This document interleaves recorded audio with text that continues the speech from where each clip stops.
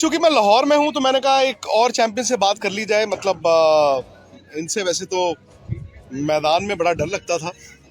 आया मैं मैदान में ही हूँ और अभी ये बॉल भी डालेंगे तो मैं सोच रहा हूँ देखे तो सही मोहम्मद आमिर आजकल बॉल कैसी डाल रहे हैं। क्या वो 2017 चैंपियंस ट्रॉफी वाले मोहम्मद आमिर हैं कि नहीं? यार वो तस्वीरें नहीं भूलते, अच्छा, कसम से वो तस्वीरें आई भी नहीं बढ़िया हालत है वैसे, भूलते, है ना? आई बढ़िया हालत। ओए होए होए, क्या आपने Celebration बॉल बहुत डाला है उस दिन। लेकिन और आपका नहीं। रिकॉर्ड अगेंस्ट इंडिया जबरदस्त रहा है। हमेशा से I don't know how but हमेशा अच्छा रहा है वैसे, सच बात है।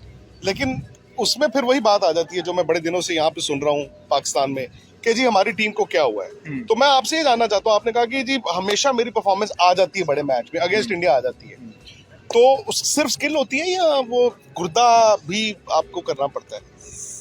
दिल गुर्दा, मैं हमेशा आई ऑलवेज स्ट्रॉन्ग बिलीव कि अगर आपका दिल गुर्दा नहीं है ना, आप क्रिकेटर नहीं बन सकते।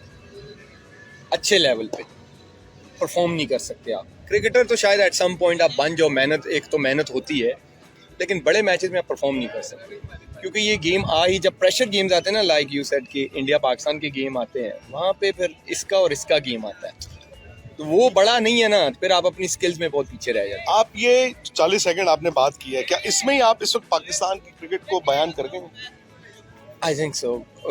मुझे जो लगता है कि ये प्लेयर सारे अच्छे हैं। अगर आप देखें ये जो हमारे 3-4 लड़के हैं जिनके अराउंड ये क्रिकेट रही है 5-6 साल, प्लेयर सबको पता था कि अच्छे हैं, लेकिन अगर आप देखें कि इन्होंने शायद अपनी स्किल्स को, अपने टैलेंट को सही तरह यूटिलाइज किया है, तो आंसर आएगा नहीं, क्योंकि 5-6 इवेंट्स इनके अराउंड पाकिस्तान क्रिकेट खेली है।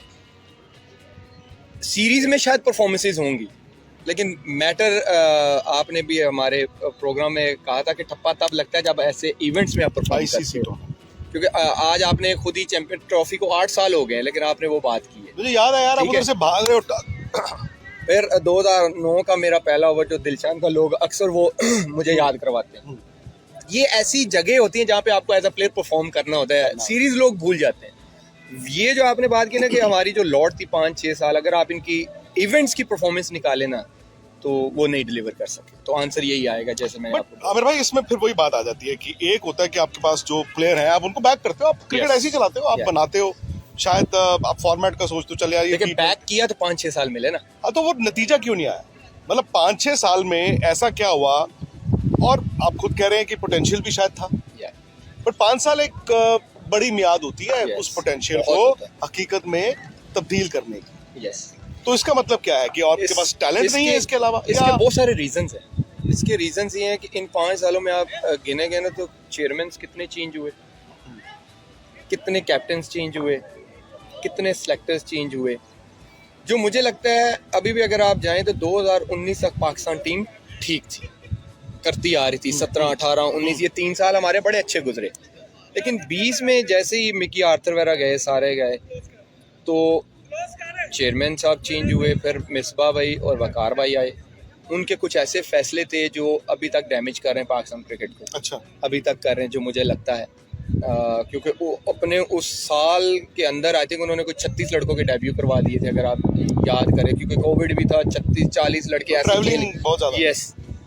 और उसके बाद फिर जब रमीज राजा साहब आए और बाबर कप्तान बने, और फिर मैं चला गया टीम से, अहमद शहजाद चले गए, इमाद चला गया, सैफी भाई चले गए, एकदम से उन्होंने कहा कि ये जो लॉट है ना, यंग लॉट, ये पाकिस्तान क्रिकेट को बचाएगी। और मुझे लगता है कि वो जो है ना डाउनफॉल था पाकिस्तान क्रिकेट का, क्योंकि जब आप गलत फैसले करते हैं गलत रिजल्ट्स आते हैं। लेकिन मसला पता है कहाँ आ रहा है कि हम इम्प्रूव भी नहीं कर पाए, क्योंकि किसी ने एक्सेप्ट नहीं किया कि ये हमसे गलत फैसले हुए। हर बंदा अपने आप को बचाता रहा।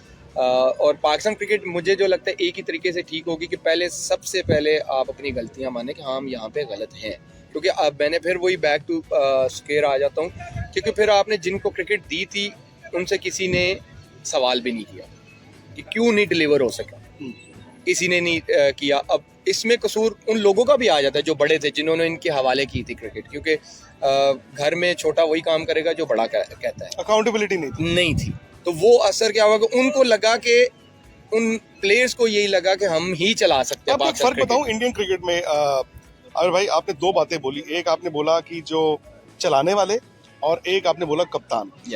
सो इंडियन कप्तान, मैं 1990 से अगर बात करूं मतलब आप उंगलियों में गिन सकते हैं। शायद आपको मैं अभी कहूँ कि आप 1990 से पाकिस्तान के कप्तान बताओ, तो आपको गूगल सर्च करना पड़ेगा, क्योंकि बदलते रहे ना। अजरुद्दीन, सचिन तेंदुलकर, सौरव गांगुली। अब सौरव गांगुली के बाद राहुल द्रविड़ तैयार थे, द्रविड़ के बाद कुंबले बीच में आए, उन्होंने जबरदस्त काम किया। फिर धोनी तैयार थे, विराट तैयार थे, रोहित। प्लस जो हमारी बीसीसीआई के जब भी चलाने वाले या सिलेक्टर्स भी बदलते हैं, क्रिकेट नहीं बदलती। क्रिकेट जैसे चल रही थी वैसे ही चलती है।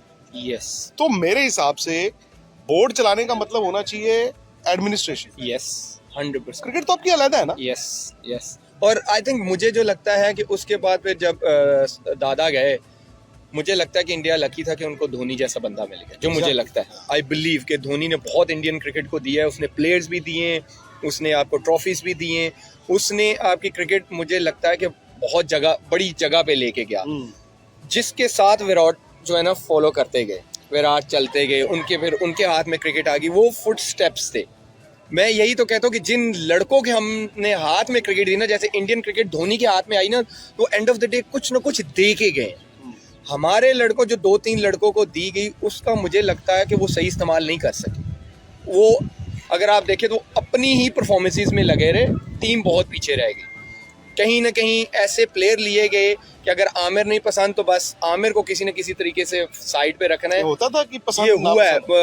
अब नवाज मेरा भाइयों की तरह है। आई स्ट्रांगली बिलीव कि वो वनडे का बहुत अच्छा बॉलर है। इमाद का उसके साथ T20 में कोई कंपैरिजन नहीं था। ये आपको एक मैं एग्जांपल दे रहा हूँ। लेकिन आई थिंक कुछ लोगों को इमाद नहीं पसंद था। इमाद को T20 से साइड पे कर दिया गया। आपको याद होगा 21 के वर्ल्ड के बाद वो नजर भी नहीं आया। हालांकि उसने अच्छा बॉल डाला। यस, और वो यूज भी मुझे लगता है कि उस तरह सही हुए भी नहीं थे। हालांकि जो उनकी स्ट्रेंथ थी उस तरह यूज भी नहीं किया गया। तो इस तरह बहुत सारे केसेस हैं। तो वो हल्का हल्का जो एक डैमेज है ना, वो आपकी क्रिकेट को जहां तक आज तक ले आया कि कोई हमारी क्रिकेट को सीरियस भी नहीं ले रहा, जो एक सैड रियलिटी है। मैं वही आपसे जानना चाहता हूँ, क्योंकि मैं दूसरा दिन है मेरा यहाँ पे, और मैं बहुत सारे लोगों को मिला हूँ जो ये कहते हैं कि इंडियन क्रिकेट जबरदस्त है, जो कहते हैं जी विराट के फैन। और आमिर भाई, पाकिस्तान में रह के ये बड़ा अजीब भी लगा मुझे सुनने में, क्योंकि पाकिस्तान के पास बार्गेनिंग चिप पहले ज्यादा होती थी आपके 80s में 90s में। मतलब मैं यहाँ पर बैठ के ये इमेजिन करूँ कि एक पाकिस्तानी फैन ये मान रहा है कि नहीं भाई इंडिया हमारे से बेहतर है, वो बहुत बड़ी बात है। सो जाहिर तौर पे इंडिया ने भी कुछ अच्छा ही किया होगा, सिस्टम बनाया ही होगा। लेकिन अब मैं उन प्लेयरों पे आता हूँ ना, ऐसा क्या है, जैसे बाबर की मैं चलो बात करता हूँ फॉर एग्जांपल।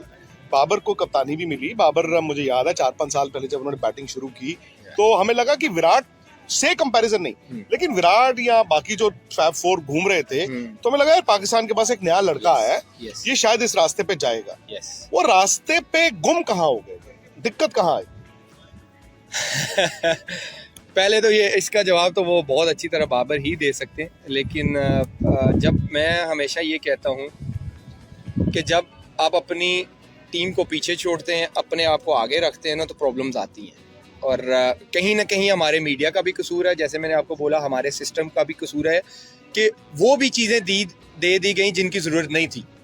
अच्छा। मुझे लगता है कि बाबर अगर एज अ बैट्समैन ही फोकस करते तो शायद ज्यादा बेहतर डिलीवर कर सकते। कल अहमद शहजाद थे, उन्होंने मेरे साथ इंटरव्यू किया, उन्होंने अहमद भाई ने सेम यही चीज कही कि वो शायद कप्तानी के लिए तैयार नहीं थे। मुझे लगता है कि वो, क्योंकि देखे अब जो सरफराज की मैं क्यों एग्जांपल दूंगा कि शायद वो उनकी अपनी शायद परफॉर्मेंस बैटिंग में उस तरह ना हो, लेकिन वो एक क्लेवर कैप्टन थे, वो डिसीजन ले सकते थे ऑन द फील्ड, चैंपियनशिप जिताने वाले कप्तान। यस, और उनकी कप्तानी में देखिए कितने सारे प्लेयर्स भी मिले आपको जो खेले, फिर रेगुलर भी खेले। तो मुझे लगता है बाबर ना तैयार थे। एक होता है ना आज जैसे सचिन कभी अच्छे थोड़े अरसे के लिए आए कैप्टन, वो नहीं बन सके, छोड़ दिया, उन्होंने कहा मैं बैटिंग करूंगा। तो मुझे लगता है कि बाबर को ये बहुत जल्दी छोड़ देना चाहिए था। और सबसे मुझे लगता है उसने जो सबसे बड़ी गलती की थी 2023 के बाद जब वो उनसे रिजाइन लिया गया, वो दोबारा आ गए।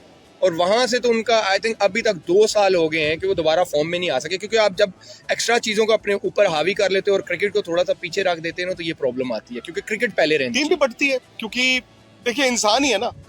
मेरी बजाय आपको कप्तान बनाया गया, 4 महीने बाद मैं फिर दोबारा कप्तान बन गया, तो आप अगर नाराज होंगे तो 4 लोग और आपके साथ तो नाराज होंगे। डेफिनेटली ये होता है कि देखिए मैं ये इसमें एक बंदे का कसूर नहीं होता ना, फिर सिस्टम का होता है कि सिस्टम ने पहले उसको हटाया, फिर वो चेयरमैन साहब चेंज हुए, पहले उस दूसरे सिस्टम ने रखा शाहीन को एक सीरीज के लिए, फिर मोहसिन नकवी साहब आए, इन्होंने बाबर को लगा दिया, और पहले तो लड़ाई आपने सिस्टम ने यहाँ से शुरू करवा दी कि एक सीरीज के लिए एक लड़का बना, वो एक सीरीज आ रहा, वो हट गया, एक लड़का 4 साल से कप्तान था, वो लगा रहा, वो 3 महीने के बाद फिर आ गया। तो ये आपने डैमेज तो किया ना ये फैसला करके, और फिर बढ़ती है डेफिनेटली ह्यूमन बीइंग, आप हर्ट होते हो। एक बंदे को 4 साल, मुझे एक सीरीज, तो ये कहीं ना कहीं प्रॉब्लम क्रिएट होती है। लेकिन मैं कहता हूँ कि ये भी सिस्टम का ही कसूर है, क्योंकि आपको लड़कों को, मैंने आपको जैसे पहले बोला कि वो चीज़ें देनी चाहिए थी जिसके वो हकदार थे। यस, उनको आप सेंट्रल कॉन्ट्रैक्ट के पैसे बढ़ा रहे थे, बिल्कुल फेयर इनफ, मैच फीसिस बढ़ा रहे थे, फेयर इनफ। जब एक बंदा एक चीज़ आप डिलीवर नहीं कर सका और 4 साल से आप देख रहे हो कि इवेंट में वो नहीं कर सका, तो आपको नहीं करना चाहिए था। तो उसके बाद फिर बाबर का, जैसे आपने बोला कि दिक्कत कहाँ आई, वो फैसला मुझे लगता है बाबर को 2 साल से अभी तक डैमेज कर रहा है उसकी परफॉर्मेंस को। रिजवान ये कहते हैं ना कि आप वो फरारी से उतरे, रिक्शे में बैठ गए।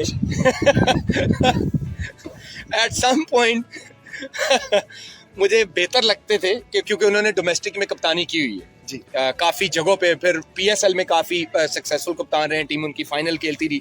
लेकिन सडनली पिछले अगर आप 2-4 महीनों के बाद देखें तो उनके फैसले भी एकदम से चेंज होना शुरू हो गए। अब ये नहीं पता, क्योंकि मैंने ड्रेसिंग रूम उनसे अभी शेयर नहीं किया पिछले 2-4 महीनों में, कि ऐसा क्यों होना शुरू हो गया कि उनके फैसले भी अजीब से आना शुरू हो गए। उनको डेयरिंग कप्तान माना जाता था। बिल्कुल, और स्टार्टिंग में था कि ऐसा लग रहा है कि ये चेंज करेंगे कुछ, लेकिन एकदम से पिछले 2-4 महीने में, जैसे मैंने आपको बताया, कि उनके फैसले भी ऐसे थे कि बंदा कहता है कि यार ये क्रिकेटिंग नॉलेज से बिल्कुल हटके हैं। कि हम बैठे, हर बंदा, अहमद ने वीडियोस बनाई, मैंने मीडिया पे इंटरव्यूज दिए, वसीम भाई, आर यू नेम इट, हर बंदे ने कहा कि ये स्क्वाड नहीं ठीक, आपके पास जेन्युइन ओपनर्स नहीं है, आप स्पिनर्स ऐड कर लो। हालांकि कप्तान अगर कहे कि मेरे पास पावर नहीं थी, ये झूठ है, कप्तान के पास होती है पावर। और रिजवान को जिस तरह कप्तानी दी गई थी वो कर सकते थे ये, लेकिन उन्होंने क्यों नहीं किए, आई डोंट नो इसके पीछे क्या राज है। हाँ, मतलब पूरा पाकिस्तान अगर इस टीम को कह रहा था कि फला आदमी को नहीं होना चाहिए या उसको होना चाहिए, मैं हैरान हूँ कि आप अगर भाई, हालांकि ठीक है इंडिया को एडवांटेज था, इंडिया दुबई में खेल रहा है, तो आप उस हिसाब से टीम चुनते हो। पाकिस्तान ने 2 मैच यहाँ खेलने थे, एक वहाँ, लेकिन ऐसा भी नहीं है कि आपके 15 प्लेयर पाकिस्तान सेंट्रिक थे या 15 प्लेयर दुबई सेंट्रिक रखते। भाई आप कराची में भी हारे, मतलब डिफिकल्ट टू इमेजिन कि एक स्पिनर के साथ आप जा रहे हो दुबई खेलने के लिए। यस, ये मुझे तो लगता है कि आपको एक थोड़ी सी अपॉर्चुनिटी मिली थी जब फखर इंजर्ड हुए थे, आप ऐड कर सकते थे एक एक्स्ट्रा स्पिनर। मैं वही तो कह रहा हूँ कि आप ओपनर था आपके पास। जब आप मनमानियों पे आते हो ना, टीम पीछे रखते हो, प्रॉब्लम होती है। क्योंकि आपके पास एक मौका आ गया था, क्योंकि ओपनर बैठा हुआ था, उस्मान आपके पास था स्क्वाड में, आपको जरूरत नहीं थी इमामुल हक की, आप कर सकते थे, लेकिन आपने नहीं किया।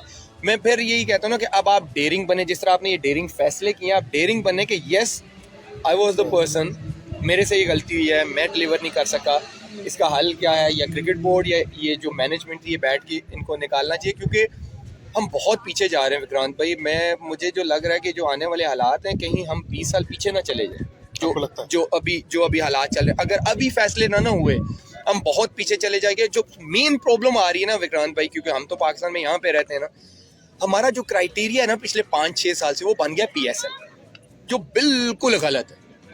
पीएसएल क्राइटेरिया सिर्फ T20 की टीम की सिलेक्शन के लिए होना चाहिए।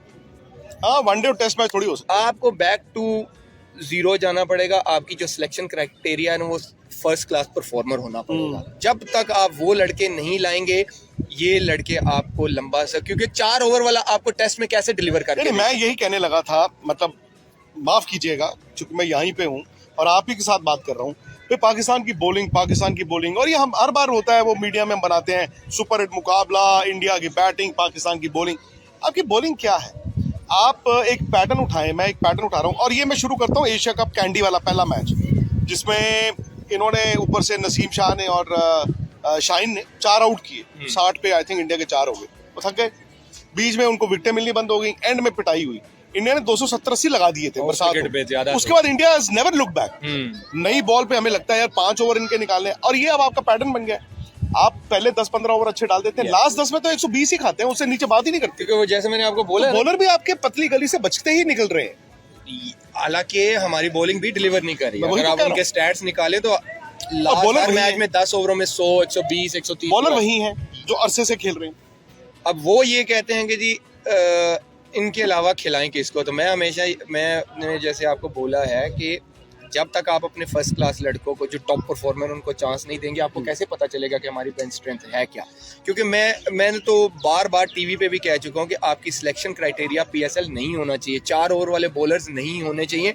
या T20 की टीम आपने सेलेक्ट करनी है वो कर सकते हैं आप, लेकिन वनडे और टेस्ट आपके जो फर्स्ट क्लास रेगुलर सीजन्स खेल रहे हैं, जो टॉप विकेट टेकर्स हैं, टॉप परफॉर्मर्स हैं, वो आपके प्रेफरेंस होने चाहिए। अदरवाइज आपके रिजल्ट्स ऐसे ही आएंगे। और बॉलिंग, यस हमारी बॉलिंग अभी तक हर इवेंट में, स्पेशली ICC के इवेंट्स आप निकालें, हमारी बॉलिंग जहां प्रेशर पड़ा है नहीं डिलीवर कर सके। नहीं, मैं हैरान हूँ बिकॉज अगेन पाकिस्तान की क्रिकेट को तो मैं फिर वहीं लेके जाता हूँ। वहाँ पे ऐसा गिना जाता था यार ये जिंदा दिली से खेलते हैं, ये दबंग होके खेलते हैं। मैं पिछले 3 मैचों की बात करता हूँ, एक तो आप भी थे अमेरिका में और एक ये मैच हो गया और एक जो अहमदाबाद वाला वर्ल्ड कप का मैच। ये टीम दब जाती है।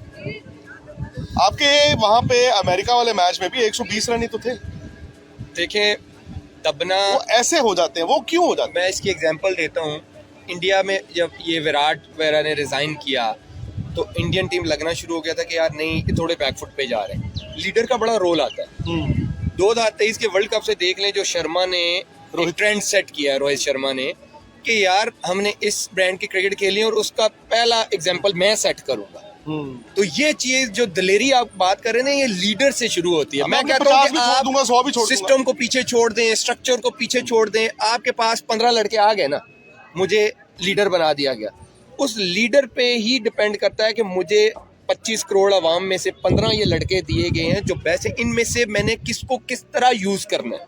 ये लीडर का रोल होता है। लीडर अगर डरपोक है ना तो पूरी टीम पे वो इफेक्ट नजर आएगा।